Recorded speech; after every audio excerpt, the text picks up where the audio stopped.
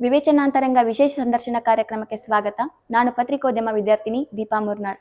ಬಸವೇಶ್ವರ ವೀರಶೈವ ವಿದ್ಯಾವರ್ಧಕ ಸಂಘದ ಕಲಾ ಹಾಗೂ ಇತರ ಮಹಾವಿದ್ಯಾಲಯಗಳ ಸಾಧಕ ಪ್ರಾಧ್ಯಾಪಕರು ಹಾಗೂ ಪ್ರಾಚಾರ್ಯರನ್ನು ಸಂದರ್ಶನ ಮಾಡುವುದು ಈ ಕಾರ್ಯಕ್ರಮದ ಉದ್ದೇಶವಾಗಿದೆ. ಇಂದು ವಿಜ್ಞಾನ ಮಹಾವಿದ್ಯಾಲಯದಲ್ಲಿ ರಸಾಯನಶಾಸ್ತ್ರದ ಉಪನ್ಯಾಸಕರಾಗಿ, ಪ್ರಾಚಾರ್ಯರಾಗಿ, ಪದನಿಮಿತ್ತ ಅಧಿಕಾರಿಗಳಾಗಿ ಕಾರ್ಯನಿರ್ವಹಿಸುತ್ತಿರುವ ಡಾಕ್ಟರ್ ಎಸ್.ಎಂ. ಗಾಂವ್ಕರ್ ಅವರ ವೃತ್ತಿ ಜೀವನದೊಂದಿಗೆ ಮಾತುಕತೆ ಪ್ರಾರಂಭಿಸೋಣ.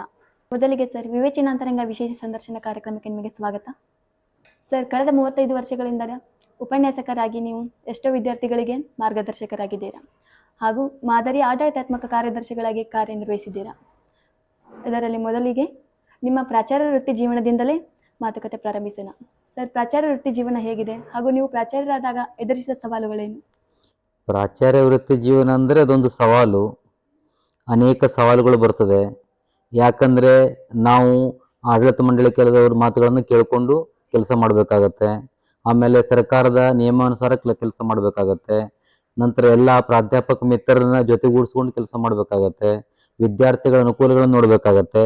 ಒಟ್ಟಾರೆಯಾಗಿ ನಾವು ವಿದ್ಯಾರ್ಥಿ, ಆಡಳಿತ ಮಂಡಳಿ, ಪಾಲಕರು, ನಂತರ ಸರ್ಕಾರದ ಇವು ಆಫೀಸ್ ಕಚೇರಿಗಳು ಎಲ್ಲರನ್ನೂ ನೋಡ್ಕೊಂಡು ನಾವು ಎಲ್ಲರನ್ನೂ ಸರಿದೂಗಿಸ್ಕೊಂಡು ಕೆಲಸ ಮಾಡಬೇಕಾಗತ್ತೆ.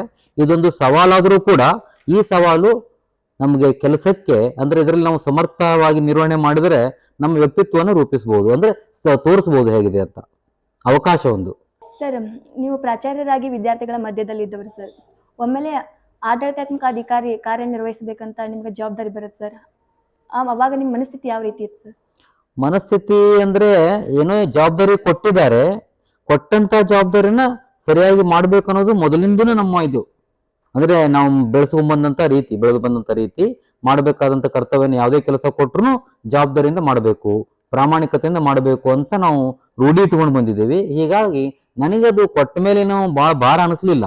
ಎಜುಕೇಶನ್ ಸಿಸ್ಟಮ್ ಬಗ್ಗೆ ಮಾತಾಡೋದಾದ್ರೆ ಸರ್, ಈಗ ಮೇಜರ್ ಮೈನರ್ ಸಬ್ಜೆಕ್ಟು ಮತ್ತೆ 3 ಈಕ್ವಲ್ ಆಪ್ಷನಲ್ ಸಬ್ಜೆಕ್ಟು ಮತ್ತೆ ಸೆಮಿಸ್ಟರ್ ಸಿಸ್ಟಮ್, ಈ 3 ವಿಧಾನದಲ್ಲಿ ನೀವು ಪ್ರಾಧ್ಯಾಪಕರಾಗಿ ಮಾಡಿದ್ದೇನೆ.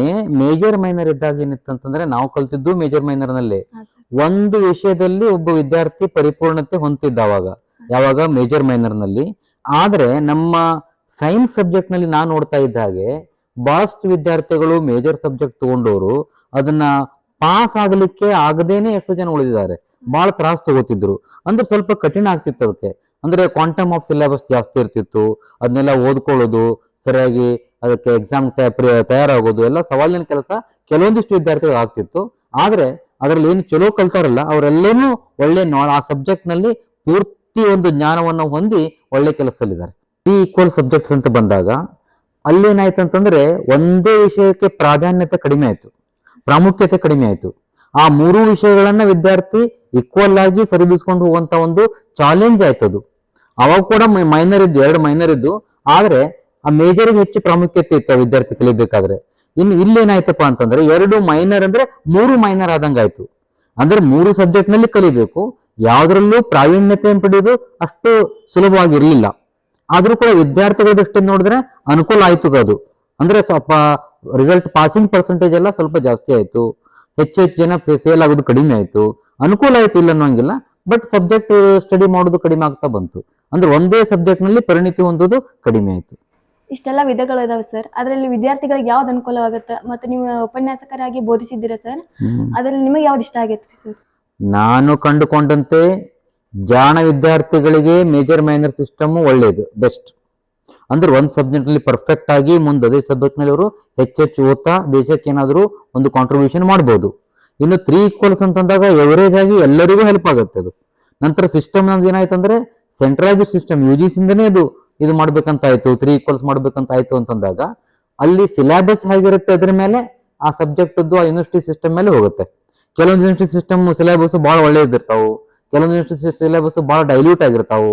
ಇತ್ತೀಚೆಗೆ ಏನಾಗಿದೆ ಅಂತಂದ್ರೆ ಜಸ್ಟ್ ಪಾಸಿಂಗ್ ಒಂದೇ ಉದ್ದೇಶ ಇಟ್ಟುಕೊಂಡು ಸಿಲೆಬಸ್ ನ ಡೈಲ್ಯೂಟ್ ಮಾಡಿ ಮಾಡಿ ಮಾಡಿ ಮಾಡಿ ಪೂರ್ತಿ ಯಾವ ಸಿಲೆಬಸ್ ನಲ್ಲೂ ಏನು ನಾನು ಕಂಡುಕೊಂಡ ಹಾಗೆ ಸೈನ್ಸ್ ಸಬ್ಜೆಕ್ಟ್ ನಲ್ಲಿ ಏನು ಕಠಿಣ ಅನ್ನೋದು ಇಲ್ಲೇ ಇಲ್ಲ.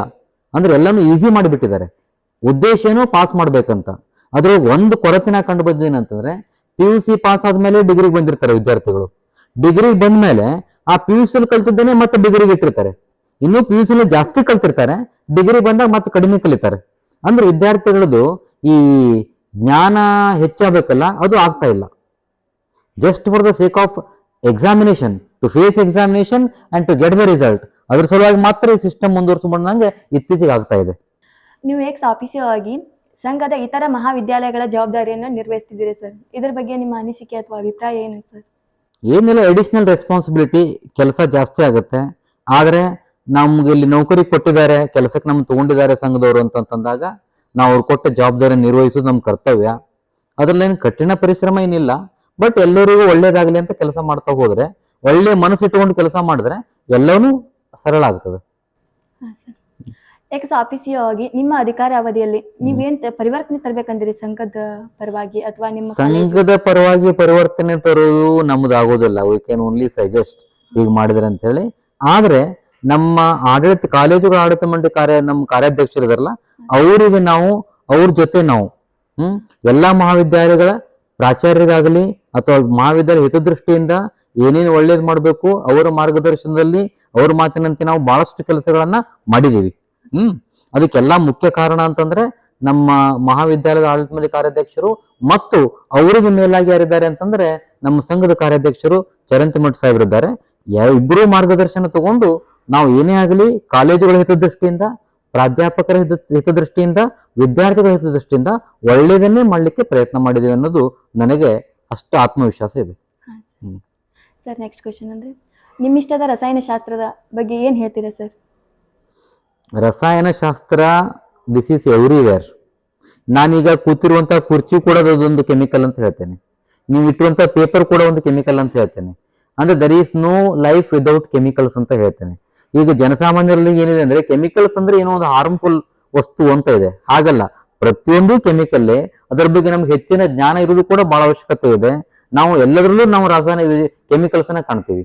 ತಿನ್ನುವ ಆಹಾರದಲ್ಲಿ ಕೆಮಿಕಲ್ಸ್ ಕಾಣ್ತೀವಿ, ಉಡೋ ಬಟ್ಟೆಯಲ್ಲಿ ಕೆಮಿಕಲ್ಸ್ ಕಾಣ್ತೀವಿ, ಸೇವಿಸೋ ಗಾಳಿಯಲ್ಲಿ ಕೆಮಿಕಲ್ಸ್ ಕಾಣ್ತೀವಿ. ಅಂದ್ರೆ ನಾವು ಕೆಮಿಸ್ಟ್ರಿನೇ ಉಸಿರಾಡ್ತೀವಿ ಅಂತ ಹೇಳಿ ನಮ್ಗೆಲ್ಲನೂ ಅದೇ ಇದರಿಂದ ಕಾಣಿಸ್ತದೆ. We love chemistry as A subject. ಪ್ರಸ್ತುತ ದಿನಗಳಲ್ಲಿ ರಸಾಯನಶಾಸ್ತ್ರದ ಮಹತ್ವ ಎಷ್ಟು ಅವಶ್ಯಕ ಸರ್? ಬಹಳ ಇದೆ, ಯಾಕಂದ್ರೆ ನಾವು ತಿಳ್ಕೊಳ್ಳೋದು ಬಹಳ ಇದೆ. ಹೇಳಿದೆ ನಿಮ್ಗೆ ಎವ್ರಿವೇರ್ ದರ್ ಈಸ್ ಕೆಮಿಸ್ಟ್ರಿ ಅಂತ ಹೇಳಿದೆ ನಾನು ನಿಮಗೆ. ಅಂದ್ರೆ ಅದನ್ನ ತಿಳ್ಕೊಂಡು ನಾವು ಎಲ್ಲೆಲ್ಲಿ ಅದನ್ನ ಅಪ್ಲೈ ಮಾಡ್ತೀವಿ, ಪ್ರತಿ ನಮ್ದು every step in the life, every walk of life we use chemistry. ನಮ್ಗೆ ಗೊತ್ತಿಲ್ಲದೇನೋ ಗೊತ್ತಿದ್ದನೋ ಏನ್ ಮಾಡ್ತೀವಿ, ನಾವು ಕೆಮಿಸ್ಟ್ರಿ ಯೂಸ್ ಮಾಡ್ತೀವಿ. ಹೆಚ್ಚೆಚ್ಚು ಅದರಲ್ಲಿ ಆಗಿರುವಂತ ಆವಿಷ್ಕಾರಗಳಿಂದ ಏನಾಗಿದೆ ಅಂತಂದ್ರೆ ಜನಸಾಮಾನ್ಯರಿಗೆ ಎಲ್ಲರಿಗೂ ಅನುಕೂಲ ಆಗ್ತಾ ಇದೆ. ನೀವು ಆಡಳಿತಾತ್ಮಕ ಅಧಿಕಾರಿಗಳಾಗಿರಿ ಸರ್. BVV ಸಂಘದ ಬಗ್ಗೆ ಒಂದೆರಡು ಮಾತುಗಳು ಹೇಳೋದಾದ್ರೆ ಏನ್ ಹೇಳ್ತೀರಾ ಸರ್? ನಾ ಕಂಡಂತೆ BVV ಸಂಘ ಅಂತಂದ್ರೆ ಉತ್ತರ ಕರ್ನಾಟಕದಲ್ಲಿ, ಅದೇ ಇಡೀ ಕರ್ನಾಟಕದಲ್ಲೇ ಒಂದು ಭವ್ಯ ಪರಂಪರೆಯನ್ನು ಹೊಂದಿರುವಂತ, ಒಳ್ಳೆಯ ಪರಂಪರೆಯನ್ನು ಹೊಂದಿರುವಂತ ಒಂದು ಸಂಘಟನೆ. ಯಾಕಂದ್ರೆ ಈ ಸಂಸ್ಥೆ ಕಟ್ಟಿದ್ದು ದುಡ್ಡಿನ ಸಲುವಾಗಲ್ಲ. ಅವಾಗೆಲ್ಲ ಹೇಳ್ತಾರೆ ಮೊದಲಿನವರು, ಜೋಳಿಗೆ ಹಾಕಿ ಸಂಘ ಕಟ್ಟಿದ್ದಾರೆ, ಪ್ರತಿಯೊಂದು ಅಂಗಡಿಲೂ ಕೂಡ ಒಂದು ಡಬ್ಬಿ ಇಡ್ತಿದ್ರು, ಯಾಕಂದ್ರೆ ಅದು ಶಿಕ್ಷಣಕ್ಕಾಗಿ ಅಂತ ಹೇಳಿ. ಹಾಗೆಲ್ಲ ಬಹಳಷ್ಟು ಶ್ರಮ ಪಟ್ಟು ಹಿಂದಿನ ಜನ ಏನ್ ಮಾಡಿದ್ದಾರೆ ಅಂತಂದ್ರೆ ಸಂಘ ಕಟ್ಟಿದ್ದಾರೆ. ಅದರಲ್ಲಿ ಏನೂ ಸ್ವಾರ್ಥತೆ ಇರಲಿಲ್ಲ. ಈಗೂ ಕೂಡ ಹಾಗೆ ಇದೆ. ಅದನ್ನ ಬೆಳೆಸ್ಕೊಂಡು ಉಳಿಸ್ಕೊಂಡು ಬಂದಂತ ಮೊದಲಿನ ಕಾರ್ಯಾಧ್ಯಕ್ಷರಾಗಿರ್ಬೋದು, ಈಗಿನ ಕಾರ್ಯಾಧ್ಯಕ್ಷರಾಗಿರ್ಬೋದು, ಎಲ್ಲರೂ ಕೂಡ ಅಂದ್ರೆ ಜನರ ಒಳಿತಿಗಾಗಿ, ಸಮಾಜ ಸೇವೆಗಾಗಿ ಸಂಘ ಕೆಲಸ ಮಾಡ್ತಾ ಇದೆ.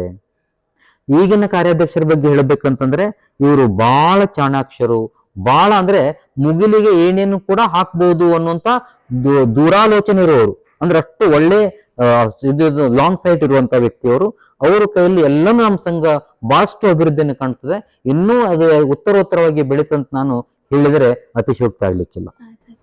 ಬಸವೇಶ್ವರ ವೀರಶೈವ ವಿದ್ಯಾವರ್ಧಕ ಸಂಘದಲ್ಲಿ ನೀವು ಪ್ರಾಧ್ಯಾಪಕರಾಗಿ, ಪ್ರಾಚಾರ್ಯರಾಗಿ, ಮಾದರಿ ಆಡಳಿತಾತ್ಮಕ ಅಧಿಕಾರಿಗಳಾಗಿ ಕಾರ್ಯನಿರ್ವಹಿಸಿ ಈಗ ನಿವೃತ್ತಿ ಅಂಚಿನಲ್ಲಿದ್ದೀರಿ ಸರ್.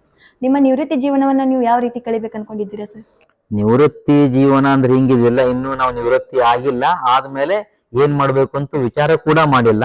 ಅನೇಕ ಸವಾಲುಗಳಿದೆ. ಆ ಸವಾಲುಗಳನ್ನ ನಾವು ಎದುರಿಸಬೇಕಾಗಿದೆ. ಯಾಕಂದ್ರೆ ಒಬ್ಬ ವ್ಯಕ್ತಿ 35 ವರ್ಷ ಕೆಲಸ ಮಾಡಿ ಇನ್ನು ಹೊಸ ಜೀವನ ಅಂದ್ರೆ ನಿವೃತ್ತಿ ಜೀವನ ಪ್ರಾರಂಭ ಆಗ್ತದೆ. ಪ್ರಾರಂಭ ಆದ್ಮೇಲೆ ಅದಕ್ಕೆ ಅಡ್ಜಸ್ಟ್ ಆಗೋದು ಕೂಡ ಅಷ್ಟು ಸರಳವಾಗಿರೋದಿಲ್ಲ. ಅದಕ್ಕೆ ಅದ್ರ ಬಗ್ಗೆ ಇನ್ನೂ ಥಿಂಕ್ ಮಾಡಿಲ್ಲ. ಒಟ್ಟು ಏನಂತಂದ್ರೆ ಏನೋ ಸಮಾಜ ಸೇವೆ ಮಾಡಬೇಕು, ಒಳ್ಳೆ ಕೆಲಸ ಮಾಡಬೇಕು, ಇನ್ನು ವಿದ್ಯಾರ್ಥಿಗಳಿಗೆ ಹೆಚ್ಚು ಶಿಕ್ಷಣ ನೀಡಬೇಕು ಅನ್ನುವಂತ ವಿಚಾರ ಇದೆ. ಕೊನೆಯದಾಗಿ ನಮ್ಮ ಕಲಾ ಮಹಾವಿದ್ಯಾಲಯದ ಪತ್ರಿಕೋದ್ಯಮ ವಿಭಾಗದ ಬಗ್ಗೆ ಏನ್ ಹೇಳ್ತೀರಾ ಸರ್? ಪತ್ರಿಕೋದ್ಯಮ ವಿಭಾಗ ನಮ್ಮ ಕಲಾ ಮಹಾವಿದ್ಯಾಲಯ ಇರೋದು ನಮ್ಗೆಲ್ಲರಿಗೂ ಹೆಮ್ಮೆಯ ವಿಷಯ. ಯಾಕಂದ್ರೆ ಬಹಳಷ್ಟು ಕಾಲೇಜುಗಳಲ್ಲಿ ಪತ್ರಿಕೋದ್ಯಮ ವಿಭಾಗ ಇರೋದಿಲ್ಲ. ನಾ ಕಂಡಂತೆ ಬಹಳಷ್ಟು ಕಾಲೇಜಿನಲ್ಲಿ ಪತ್ರಿಕೋದ್ಯಮ ವಿಭಾಗ ಇಲ್ಲ, ದೊಡ್ಡ ದೊಡ್ಡ ಕಾಲೇಜಿನಲ್ಲೂ ಕೂಡ ಇಲ್ಲ. ಇದು ನಮ್ಮಲ್ಲಿ ಇದೆ ಅಂತಂದ್ರೆ ಇದು ಒಂದು ನಮಗೆ ಹೆಮ್ಮೆಯ ವಿಷಯ. ಯಾಕಂದ್ರೆ ಬಹಳಷ್ಟು ವಿದ್ಯಾರ್ಥಿಗಳು ಪತ್ರಿಕೋದ್ಯಮದಲ್ಲಿ ತಮ್ಮನ್ನು ತೊಡಗಿಸಿಕೊಂಡು ಅವ್ರು ಏನ್ ಮಾಡ್ತಾರೆ, ಸಮಾಜಕ್ಕೆ ಏನೋ ಒಂದು ಕೊಡುಗೆ ನೀಡುವಂತ ಅವಕಾಶ ನಮ್ಮ ಮಹಾವಿದ್ಯಾಲಯ ಒದಗಿಸ್ತಾ ಇದೆ. ಈಗ ನೀವೆಲ್ಲ ಬಂದು ಇಂಟರ್ವ್ಯೂ ಮಾಡೋದು ನೋಡಿದ್ರೆ ತುಂಬಾ ಖುಷಿ ಆಗ್ತಾ ಇದೆ. ಅದು ನೀವು ಪತ್ರಿಕೆ ಹೊರಡಿಸ್ತಾ ಇದ್ದೀರಿ. ಇದೆಲ್ಲ ಬೆಳವಣಿಗೆ ನೋಡಿದ್ರೆ ಇನ್ನೂ ಇದು ಬಹಳಷ್ಟು ಎತ್ತರಕ್ಕೆ ಬೆಳಿಲಿ ಅಂತ ಆಶಯ ಪಡ್ತೀನಿ. Thank you sir. ನೋಡಿದ್ರಲ್ಲ ವೀಕ್ಷಕರೇ, ಇದಿಷ್ಟು ಇವತ್ತಿನ ವಿಶೇಷ ಸಂದರ್ಶನ ಕಾರ್ಯಕ್ರಮ. ಮುಂದಿನ ದಿನ ಮತ್ತೊಬ್ಬ ಶ್ರೇಷ್ಠ ವ್ಯಕ್ತಿಯನ್ನು ಸಂದರ್ಶನ ಮಾಡುವುದರ ಮುಖಾಂತರ ನಾವು ನಿಮ್ಮ ಜೊತೆ ಬರ್ತೀವಿ. ನಮಸ್ಕಾರ ಎಲ್ಲರಿಗೂ.